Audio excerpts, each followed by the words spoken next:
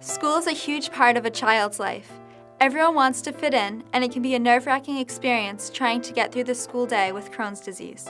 It's really important to meet with the school staff so they know what's going on, and you can make a plan for those times when you need to be excused.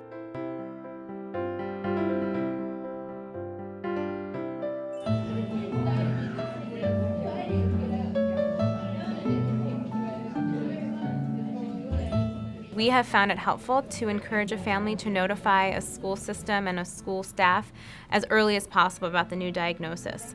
So this often involves a meeting where everyone is made aware of the diagnosis and the parents highlight what they're finding to be the biggest barriers of having their son or daughter in the school during the day. With this illness, she has to go to the bathroom a lot, and it's sometimes very urgent. How would they handle that if she's in a classroom? We don't want her to be embarrassed at all. Yeah. Our nurse will write a memo to all of her teachers, telling them in a confidential memo that Sandy needs to go as soon as she needs to go.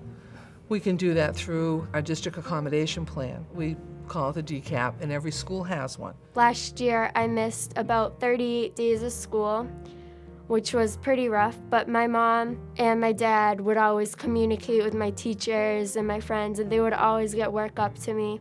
When the inflammatory bowel disease is flaring up in a way that causes a significant and prolonged absence from school, what we find is that with certain age groups, no information and a lack of understanding what's going on can lead to a lot of myths and rumors that develop.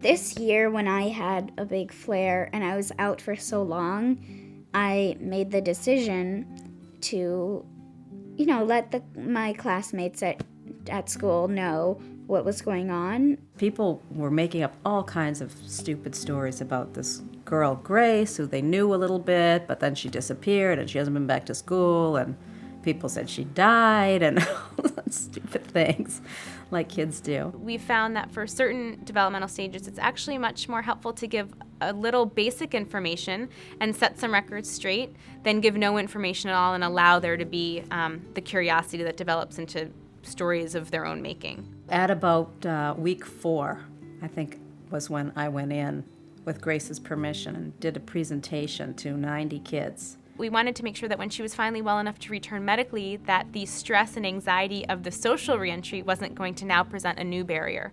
Telling my class was one of the smartest decisions I've ever made in my life. I just got so much support. When people usually hear the word disease, it's like, ugh, that person is sick. But I have a ton of new friends, and they don't look at me as somebody with a disease. They look at me as a close friend that happens to have occasional stomach pains.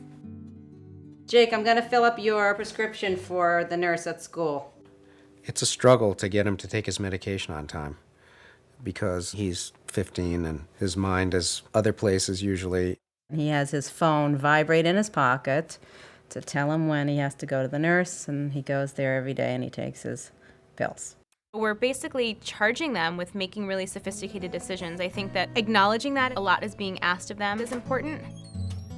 We have some questions. I would encourage a family in anticipation of this first meeting to think about what they think would make the school day easier for their child in a very concrete way. The key theme here is partnership. We want it to be very collaborative with the school. This is someone who's partnering for the same goal that the parents have in mind. There are a number of steps to take and a number of programs that can help Sandy along the way as she needs them.